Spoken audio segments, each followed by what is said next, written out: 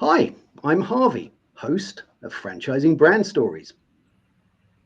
Hello, and I'm Petra Foster, the owner, CEO, boss of Prosperity Housing Group Limited, based in Birmingham. Fantastic. And I am Jessica, the co-owner of Prosperity Housing Group, and I am the Queen of Contracts and Compliance, and I am based in London, UK. Fantastic. Well, welcome to Franchising Brand Stories Season 3, brought to you this season by FranRec. This is the show where we find out what's under the hat of some of the top brands in UK franchising. And today's no exception. So if you're considering investing into a franchise business, then this is really the show for you, because we delve deep into these wonderful franchise brands and really understand the story behind the brands. And that's really what it's all about. So the story that we're going to hear today is Prosperity Housing Group with Petra Foster and Jessica Campbell. Petra, Jessica, welcome to Franchising Brand Stories. Thank you Thanks. so much for having us. Yeah, You're thanks, Harvey. very, you're welcome. You're welcome. I'd like to start off with a nice simple question to really get us into the swing of things. So, what is Prosperity Housing Group for people who don't know? So, Prosperity Housing Group is a CQC registered supported living service, and we're based in the UK, in Birmingham, UK. Now, what that is that we provide housing and care for adults that have got mental health. So adults who are 18, who are between the age of 18 to 65, who have things like eating disorders, personality disorders, bipolar disorders, depressive orders, schizophrenia. So what this means is that we have the NHS has people that are in mental health hospitals and they've had a mental health breakdown. And then it comes to a point where they're ready to get discharged. So the social worker, she will then assess this person and then say he's fit for discharge, but he does need 24-hour care and support in a supported living setting because he's still at risk to himself. So what that means for us as supported living providers is that the social worker will then contact us because we are on the local authority framework. We'll get an email from them, and then they'll say, for example, John, who's 34 years old, he is due to be discharged. Do you have any vacancies? Then we say, yes, we do.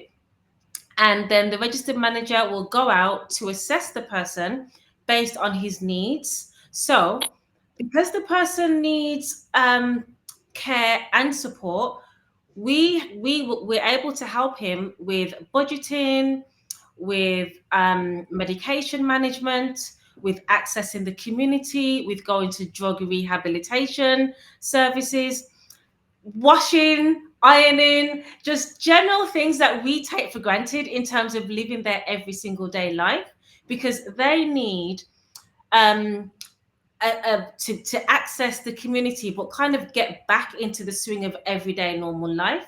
So you look at it like this: people that are in mental health hospitals, some of them haven't even made themselves a cup of tea for a long time. But as supported living, we help them with their general life skills and to be a productive member of society. That's fantastic. What a great introduction, and a really wonderful service to help. Anybody could get themselves into a position where they need help and that they're vulnerable, and it's lovely to have people that can look after and help people find their way and look after themselves. Um, Jessica, let me switch this one over to you so that we're nice and fair.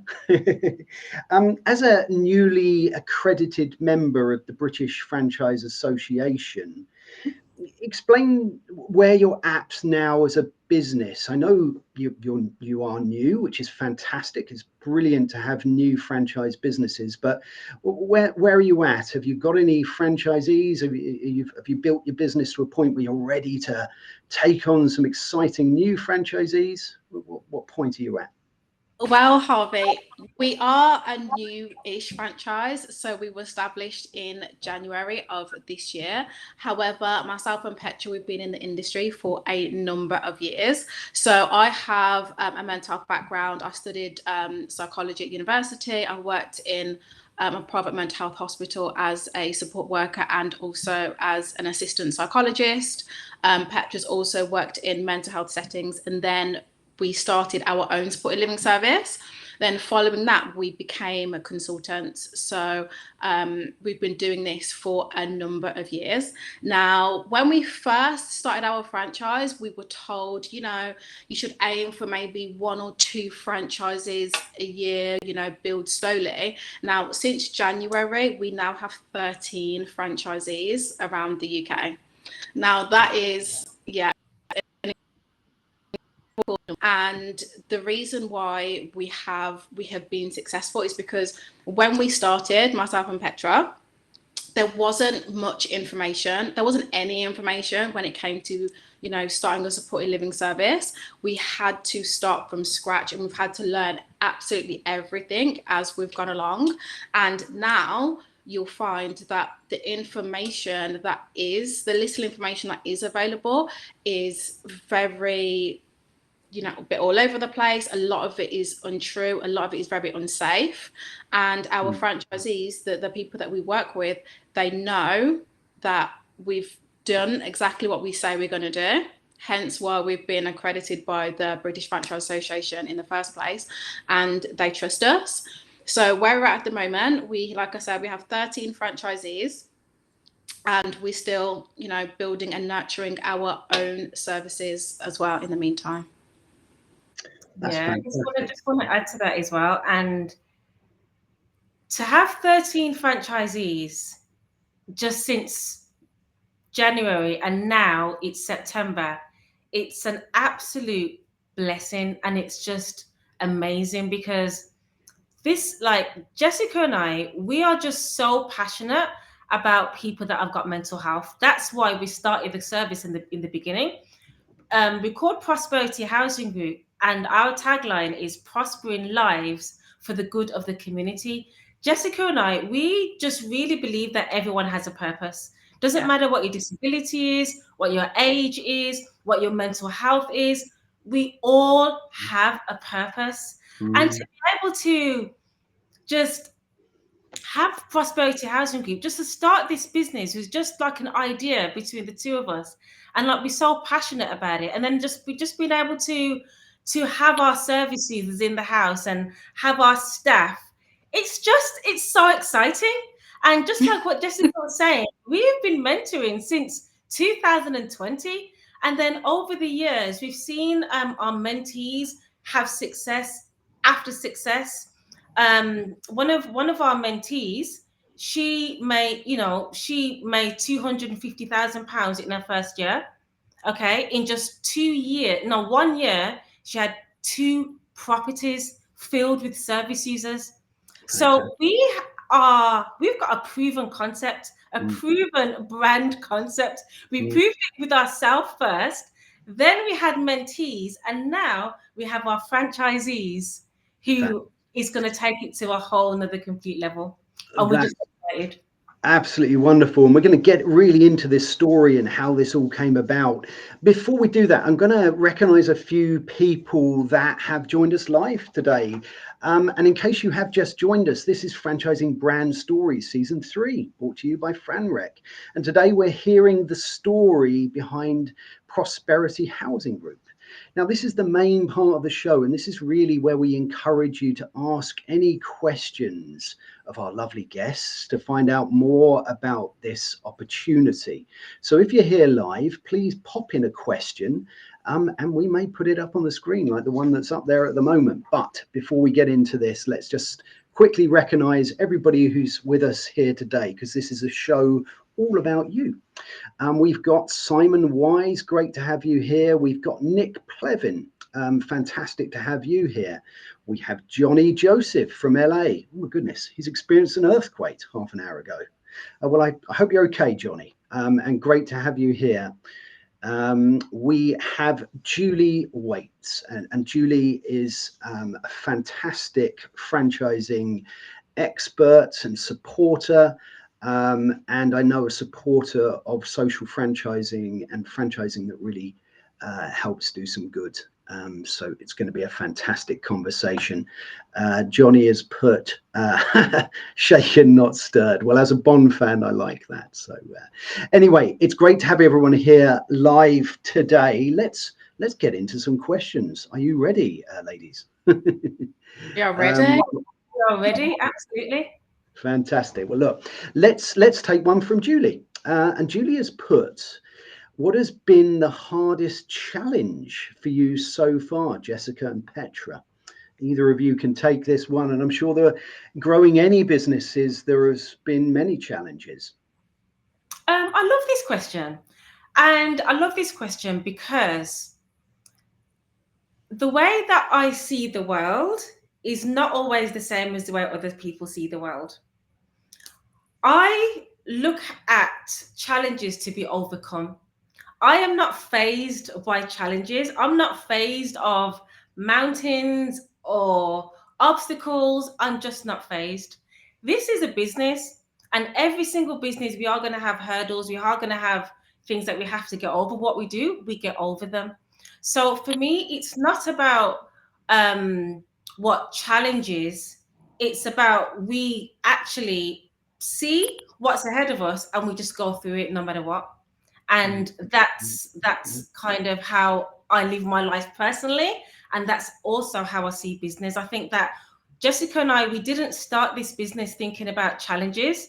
We saw a gap in the market. We have previous mental health background. We knew exactly what people coming out of hospital, what they actually needed. We have a heart to help these people, and that's just what we set out to do, and nothing at all. We were so single-minded. We didn't think about the noise, didn't care about the noise. We just looked ahead and did exactly what we needed to do. Yeah, and that's what I think. Jessica, what about you? I love what you, just very quickly, I love what you said there, a heart to help people. That's great. I think we're going to get back into the challenges, if that's all right, in a minute. One thing that I wanted to start with, because we're now getting into this part of the story where we go back to the beginning. Yeah. And it would be good to hear about a little bit about that story. But really, what does it look like from a franchisee's point of view? If you're a franchisee looking at this and you're thinking this is a franchise business, try and explain to a franchisee what the business is. I mean, I completely understand that you're helping. A franchisee would be helping people that have come out of some sort of situation where they need some help with day-to-day things and they need some property. But how does it work? Do you have to have a property to do it? Do you, do you need experience? What does it look like for a franchisee? Okay, so what it looks like for a franchisee. So firstly, you don't need to have a care background. So we have one franchisee that has a care background. So you don't have to have a care background to be a director, to be an owner of a CQC registered supported living service. So if you want to start the business, you don't have to have a care background. However, you have to employ a registered manager. So the registered manager does need to have a level 5 in health and social care. And we always say, it's important that your registered manager has had at least 2 years of managing a care home or of managing a CQC registered supported living service. That's what we say.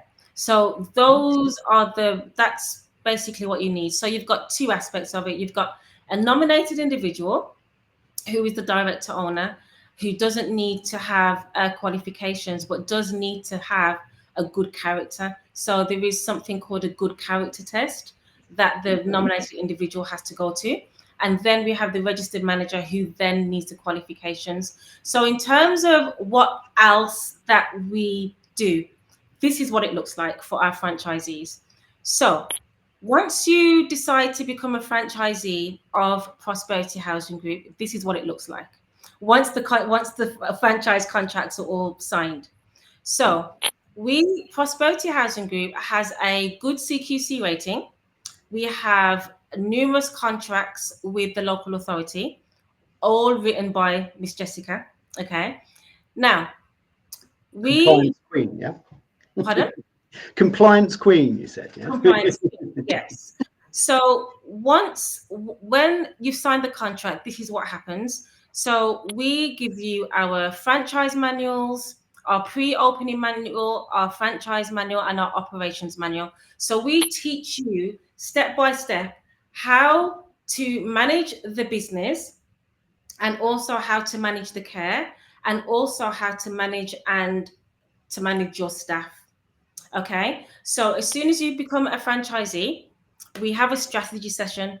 On that strategy session, that's when we will discuss who's going to be the nominated individual, who is going to be the registered manager. We will talk about the qualifications, so who's going to be best, because we do have people that have business partners. So we look at what qualifications they have, what backgrounds do they have, what skills do they have, do they like numbers, are they more managerial? So we look at those skills, and then we'll determine who's going to be those roles. During that strategy session, we will discuss how the CQC application is to be completed. We will also discuss when you should get a property and what type of property to look for. We also do the market research, because all local authorities need supported living. Okay. Now we specialize in complex needs. So people that have got mental health, people that have got like personality disorders. So we teach our franchisees to do the market research. When they get the market research back, they then are fully aware of what contracts are available in which borough of the UK. When they find a contract that's available, they then email Jessica and say, Jessica, there's a contract available in this area. Please, can you write it? Jessica then writes it. Okay. We do all of that in the strategy session. Now that takes place with our support team. Now, once we have the strategy session, we then, every franchisee goes through a 5-week CQC training. Now, the CQC training is very in-depth, and it talks about exactly what type of regulations that you need to know, what type of legislation that you need to know. We also go through mock interviews with you.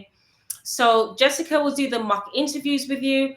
The way that she does it is,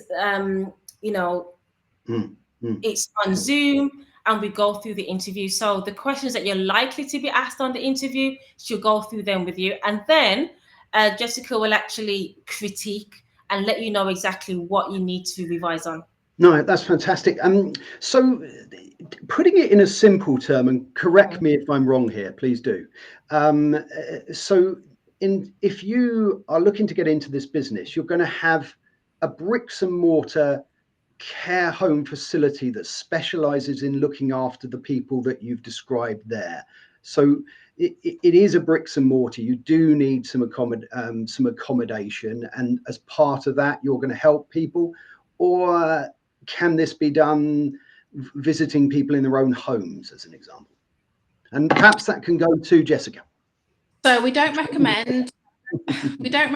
So when our franchisees come to us, we don't need you to come with anything at all when it comes to a property, anything at all, because it's really important that you set up your business in a way that is compliant with the CQC, and it's very specific. Okay, and we go through all of that. So we don't recommend coming with a property. We don't recommend coming with anything. Just come as you are.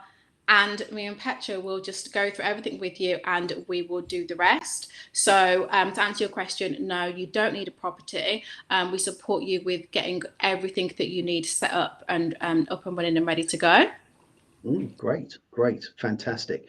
Let's have a look at a few other questions that have come in, because this is clearly a conversation that's really interesting to our wonderful audience, which is fantastic because we got some great comments coming in. So let's have a little look. What do we got? We've got one here from David. David put, does your franchise include getting service users? Well, look, David, we started to touch on that, didn't we? So let's say you've gone through your initial process, and we're going to look at in a moment what that prospect journey looks like even before the point that you sign. And then you've gone through a lot of what you've said there about the training, making sure you're compliant and that you know everything that you need to know to run the business, and you've got the property, but obviously then you need to get the service users. Petra, you spoke about each local authority being able to supply those service users, and that you're on that list. So you're going to help your franchisees fill their care homes with wonderful people that need your services. Is that right? So we don't have care homes with supported living. So having a care home and having a domiciliary care business and supported living businesses, they're all completely different. Okay. So Jessica, do you want to just share how you get clients? Yes, absolutely. So when it comes to getting service users, that's when the local authority contract is really important, tendering basically. And we do that on your behalf. So I have written a number of tenders when it comes to supported living. A lot of our business comes through local authority contracts, and that is how we typically get service users. We build relationships with local authorities, and one thing that we help you with as franchisees is with marketing, how to speak to. So first of all, I write the contract for you. Then we talk about marketing. We offer support with that marketing. We talk to you about how to approach social workers, how to have those conversations. And then also we support with the financial side of things, because at the end of the day, yes, we have a heart to help people, and this, we're in this for our service users, but in order to provide the best care that we can, we have to be financially fruitful. Remember, I didn't say financially viable, I said financially fruitful, because that is my philosophy. Because so when you are financially fruitful, you can support your service users better, you can have more qualified staff, you can offer better training to your staff, you can do more things. So for example, in our supported living service, our service users and the staff went on a day trip to Blackpool recently. They're always doing different things, and we can support them with that because we have the resources in order to do that. So we go through costings training, how to negotiate costings. I support I support our franchisees throughout that process so that they can make sure that, like I said, they are financially fruitful. So yes, we do help supporting with getting service users, costing correctly, and getting paid your absolute. Just to add to that as well, what I will say is that tender writing is very technical. You either have the skill or you don't. Okay.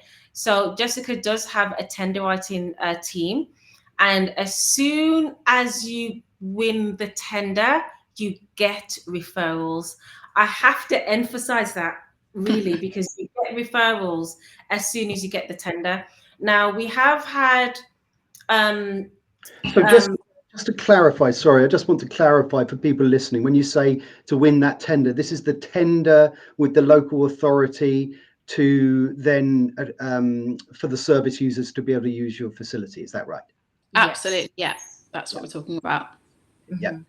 Yeah, absolutely. It's a very complex procedure, isn't it, writing that? And it's great that you clearly have the support in place to help people in their business win those tenders and go through those tenders and have the best possible chance of winning those, perhaps. We're going to get into a few other things, but I love all the comments that come in from the wonderful people that are here. So I'm going to put another one up, actually, because I'm going to put this one up because there was something that you said, Petra, that resonated with me. And it was a good character test. Now, that sounded a very interesting thing for both looking for prospective franchisee partners, but also those franchisee partners looking for the right members of staff and team members to help them look after those service users.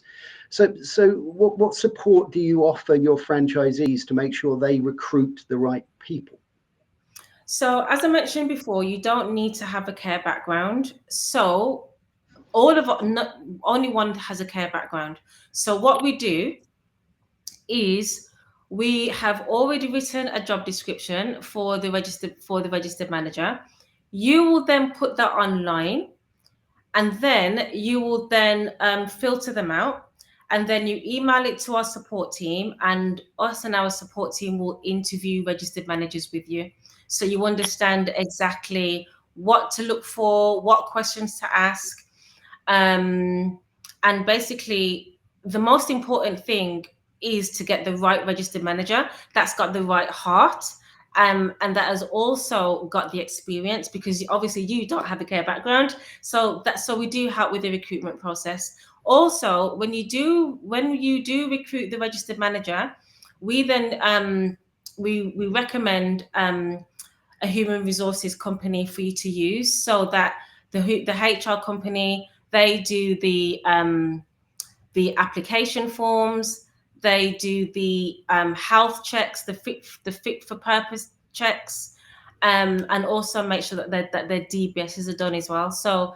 the HR does all of that, and then your registered manager is also able to come onto our franchise training calls, and your registered manager will have access to us and our support team as well. So, and also the registered manager will also have the operation, the manuals for the service.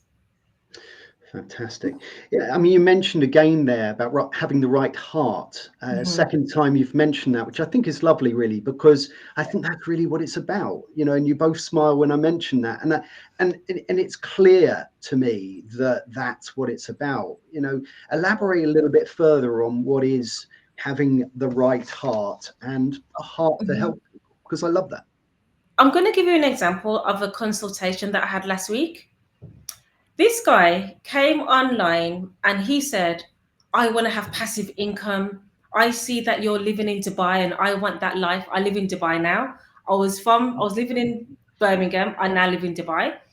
And then, the moment that he said that, I said, this business is not for you, because this business is not passive income. And what comes first is the health and well-being of our service users. Okay.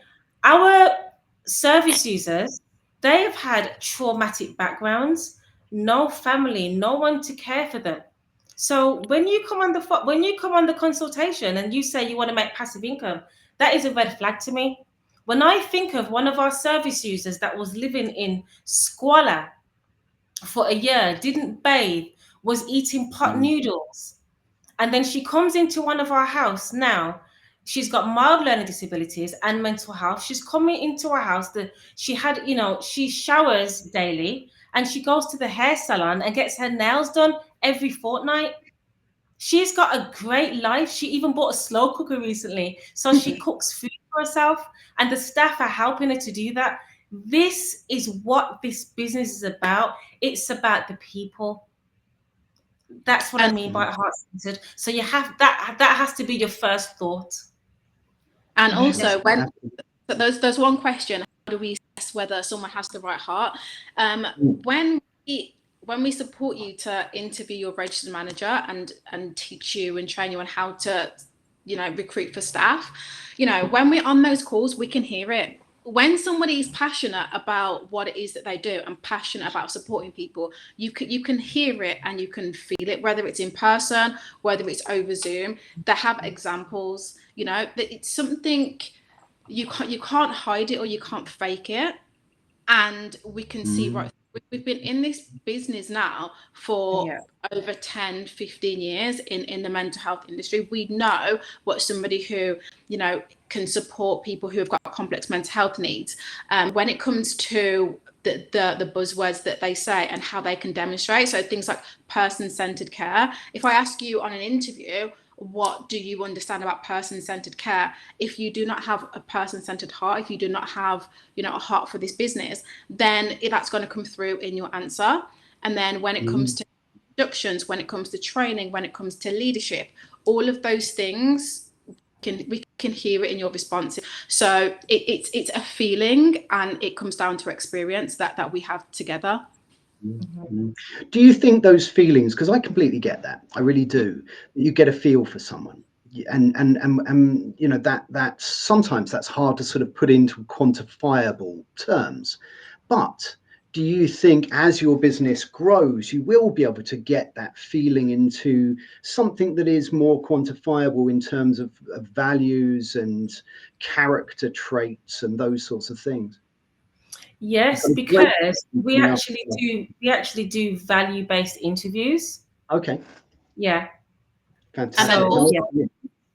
And then also one of our trainings, one of our very first sessions that you typically have with Petra is we have a whole session on values, strictly on values of our organization, of values that you should instill within your organization. And it's something that we repeat over time to make sure that the values aren't lost. They're always at the forefront. When we are supporting you to write your documents, so say your personal statements, your statement of purpose, we are always keeping the values at the forefront of our trainings and of our minds, and we always remind you of it as well.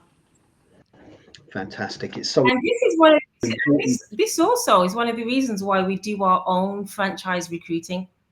So this is one of the reasons. So we've got 13 franchisees now since January up until September, and we do not use any franchise websites, marketing websites.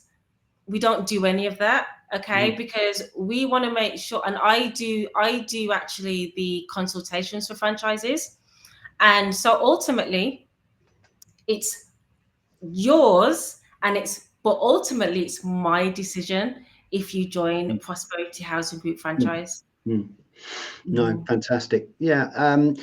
This is a great question. And I think this is going to be something that really, sometimes when you're thinking about what franchise to get yourself into, you need to picture it. You need to picture what your life will look like. So what does a typical day look like for a franchisee? I think it's a great question, Simon. Thanks for this.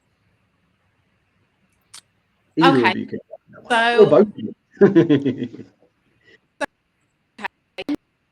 Join Prosperity Housing Group of training every 2 weeks. Now, I know that Petra's touched on this, but we train on the CQC registration process. You do mock CQC interviews with myself so that you are prepared for the actual CQC. We do trainings on, so I write a tender for you, of course, but in order for you to be independent as a business owner, we do tender writing training. We train on costings. We train on the legal and financial support. We do trainings on absolutely everything to run your business. So when it comes to the day-to-day of a franchisee, is that you are implementing what you learn in the trainings. So we have a training 1 week, and for that next 2 weeks, every day, you are working on your business. You're working on the training that we did the week before, and keeping on top of everything that we're telling you. And in the meantime, in between that, you have full access to the support team, to myself and Petra. So you are building your business and working on it every day. But when it comes to once you're established, once you're open, then what does that look like, Petra? Yes, great. So to actually from when you start the franchise with us, it will take about 4 to 6 months to be open. Now, what I mean by open is for you to already, because it's taking like 4 months now just to get a CQC interview.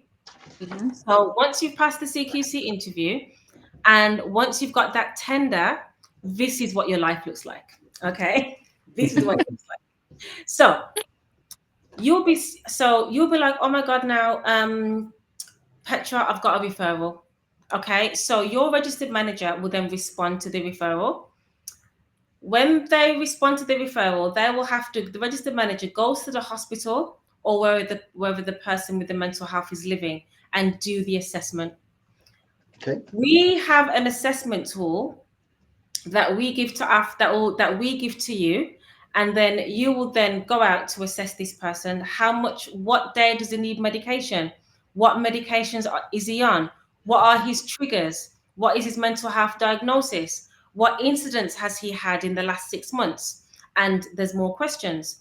So when you've done the assessment, you then you'll then determine whether or not you can provide care and support to that person. The majority of the time, yes, we can. We don't turn down service users. Can I clarify here? When you say you are now referring to your registered manager, not Yes. your franchisee, Well, unless they are one and the same. the franchisee may also be the registered manager based on their qualifications and experience. Yeah. Okay. Yeah. Okay. So, yes. So once the assessment has been done, you will then do the costing. So you would then break down exactly how much hours per day of care that person needs, and then you would put a price on that. So we have a weekly cost per service user. Now, we're not going to talk about costs on this call, but when you have consultations with me, I do go through the cash flow forecast, and I do let you know how much we charge per service user.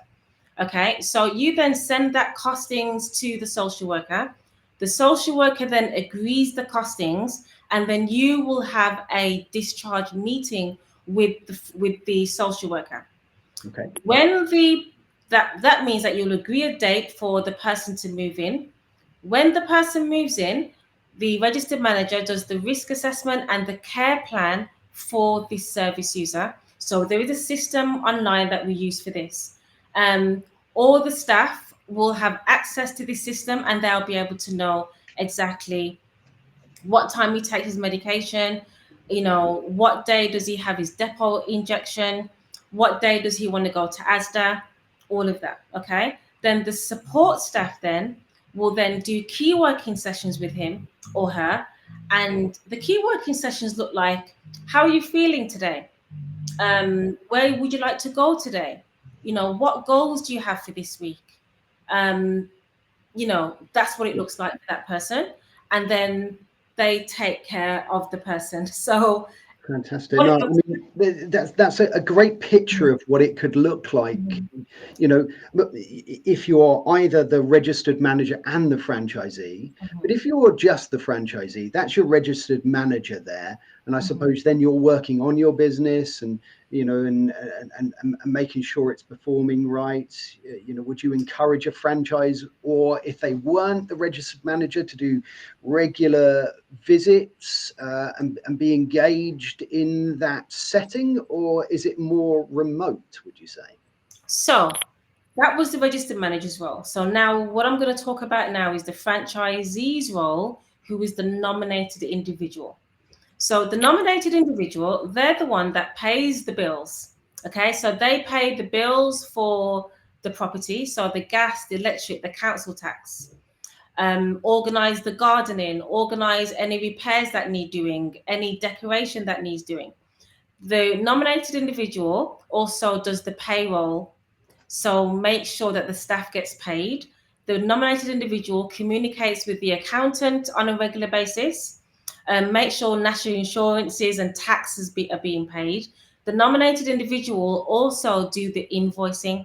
So when we get a service user and an amount has been agreed, certain local authorities will just pay the invoice on a monthly or weekly basis. But some local authorities will need you to email them. So the nominated individual's role is to email and do the invoicing.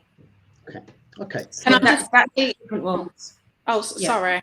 I thought Harvey was going to jump in there. I thought we were going to move on, but just to quickly add to that, when it comes to also being a franchisee as a director, now we don't deal with the day-to-day running of our service, myself and Petra. As Petra's mentioned, she lives in Dubai. I live in London. Our supported living services are based in the Midlands.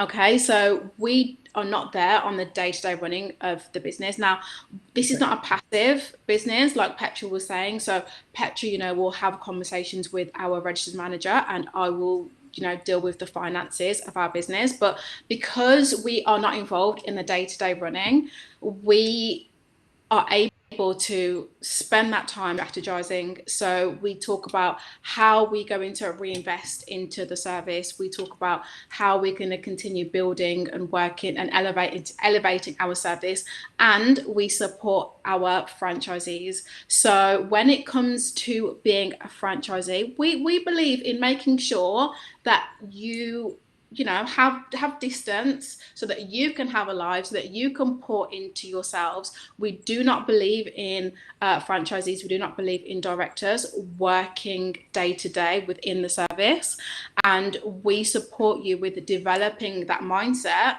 to kind of take a step back and know that to not always have to work every day. And it's okay, and we support our franchisees to kind of get into that mindset as well. So yes, obviously there's a lot that goes into the service, but it's not our franchisees or the directors that necessarily have to do all of that day-to-day running. Fantastic. That's a great answer to that question, and a great question, Simon. If you have just joined us today, this is Franchising Brand Stories, brought to you by FranRec, and today we are hearing the story of Prosperity Housing Group, and it's been a very fascinating story. If you have just joined us, there is a QR code on the screen right now that will take you to the replay of this episode. So if you'd like to hear the beginning, then please scan that QR code and you can hear that. We are, gosh, I mean, time flies by when we're hearing a fantastic story, and it's been a great fun, so carry on. Absolutely. But I suppose one of the questions, it's really been interesting hearing what you've been saying there about the differences between the registered manager and the franchisee and what their roles might be. Mm-hmm. One of the things I did pick up on is that the franchisee or the nominated individual, there are quite a lot of admin sort of parts of that side of the business, but you also speak of a strong heart. Those two things don't often go hand in hand. The strong heart bit tends to go, from my point of view, in having that heart to care for those individuals. And the admin side of it doesn't sort of fit into there. What sort of characters do you think do have those two things, a strong heart and a strong enough heart for admin and that side of the business, which is obviously clearly important and part of that role? It's a unique individual, I think. That's such a interesting question. So the admin, think of it this way: the admin is I've lost. It's necessary, isn't it? I mean, what do I always say, Jessica? It's the money activity. Yeah, I mean, what do I always say? It's the income generating activity. Sure. Income generating activity. Okay, so that's what the admin is. The admin is the income generating activity. Okay. So what you have to think about first, yes, you're going to get into this business because you want to help people. You also get into this business because you want a lucrative business model that is recession proof. Yeah. Okay, because supported living is recession proof. We survived COVID. Our income was not affected during COVID. Our staff still worked. We still had referrals during COVID. It's income recession proof. What I don't want you to do and think about, I don't want you to think about, oh my God, because I'm such a nice person, I can't do admin. Or because I'm such a nice person, I can't be wealthy. You can be nice and wealthy. Okay. Money does not have a feeling. It does not have an emotion. It doesn't have that. What we do, we are providing a service to the local authority and to the NHS. So we are exchanging energy. They have service users that need to come out of hospital, which is costing them thousands, and need to reintegrate into the community. And then we are exchanging our value with providing that expertise and helping that person get well. And then we deserve to get paid for that. Absolutely, absolutely. Well, look, we are racing through today. It's been such a fantastic story that you have told us today, and it's so important to understand that story behind the brand. I mean, you know, I could go on talking to you for hours. It's a fascinating conversation, and we'll probably have to do a part 2 for this. But I think a question before we go into the final part of this that I would like to put to you is it's based around challenges and support. So I'd like you to think about what challenges your franchisees may face and how you might support them, perhaps in an example, particularly Petra being based in Dubai, you know, how that supports. Because people may be thinking that because you've got to do a lot of that remotely, that may be challenging. So how do you support your franchisees with their challenges, and what challenges might you think they would come across? Too easy. Jessica touched on this earlier. What the most important thing is getting your business registered correctly and getting the company structure done correctly. Because if you haven't got the right company structure, you are not going to pass CQC and you are not going to get paid by the local authority. So that's the most important thing, is that straight from the beginning, you are going to have your structure done correctly. In terms of challenges, what can we say about those, Jess? I mean, about challenges. So there was something, Harvey, yeah. There was something. I mean, sorry, go on. Sorry, with Petra living in Dubai. I think one of the most important things is that as business owners, we like what Petra was saying, we choose the lifestyle that we want to have. Now we support our franchisees with choosing what that looks like for them. For Petra, that looked like living in Dubai. For me, that looked like living in London. So if a franchisee, they wanted to be in the day-to-day running of their service, then we support them to do that. If they decide that they want to be a bit more distant and work remotely, then we support them to do that. So it really is based on the individual. Now, when it comes to the challenges, now myself and Petra, like I said before, there was not much information available when we first started our service. So we have been through, I can't think of a challenge that we haven't been through ourselves. That's great that you've been through it, and that you know that you're going to be there for people when they go through it. And I suppose you take a challenge, whatever it might be. I think the only challenge is going to be you. That's ultimately, if you're the kind of person that always sees problems, you're going to always have problems. We are there to support you. We because we've literally got a system that's worked and that is working, because we own our own supported living business, and we're very successful and we're very happy in what we do. And we have a staff team, we have a management leadership team. And if you're always thinking about the challenges and the risks, then you're gonna get them.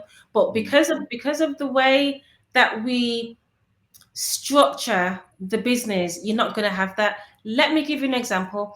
I had a consultation with someone recently who has a supported living service, and she hasn't been paid for one of her service users for 1 year.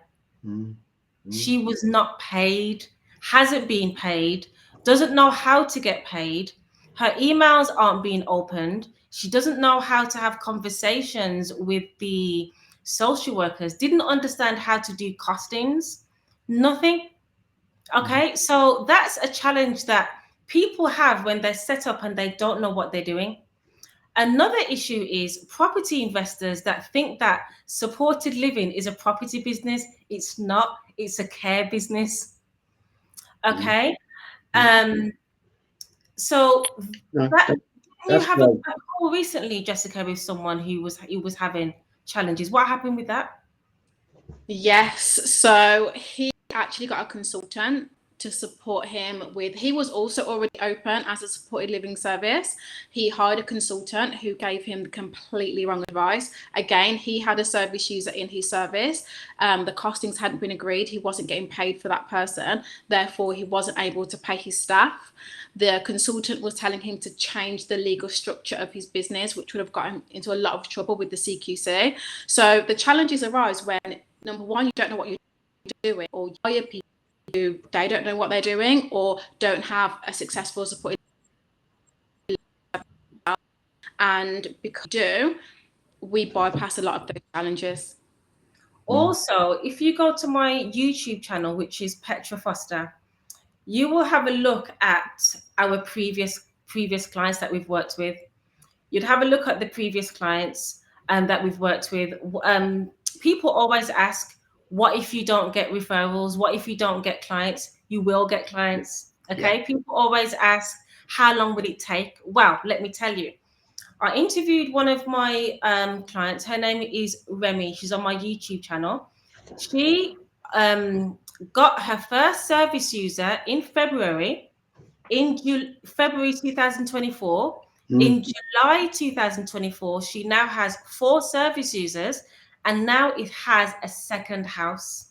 Fantastic. When I tell you, we are very much results orientated. Jessica and I are the best at what we do. We are results orientated. We love our franchisees. We love our support, our service users, and we are all about results. So you may see us looking all nice and everything, but we will keep you accountable. Okay. If I say I need this by Saturday, I need it by Saturday. Okay. There's information that we need because we want to make sure that you're open within 5 to 6 months and that you're starting to make money in the service. So please don't be thinking about challenges or thinking about when we're going to get service users. The way we do it, you will. Fantastic. Well, look, we are now past the end. So we are going to wrap things up. I have put a QR code up on the screen now that does take people to your website so people can have a look at that. I'm going to finish by asking you, Jessica, or you, Petra, whoever wants to take this one, but what is coming up in the future for Prosperity Housing? Fairly short because we are past the end. So give us the franchising brand story exclusive for what's happening in the next month or 2. Yes. Okay, well, like we've said, we already have 13 franchisees and we are very new. So what's coming up is we're going to have more franchisees. We've got more franchisees joining our network. You are going to see Prosperity Housing Group wherever you go in the UK, within the country. And you're also going to be able to see the direct work that we are doing by seeing people having changed lives. You're going to walk past people walking down the street within our business and our brand, and you're going to see a lot of successful business owners. Fantastic. Well, that's a great way to end. I would like, first of all, to thank everyone who has been with us live today to hear this story. I would like to thank you, Jessica, and I'd like to thank you, Petra, for your time and for sharing your story with us. So next week on Franchising Brand Stories, we are going to hear what's under the hat of heavenly desserts. So bring your spoon and dig in for that one.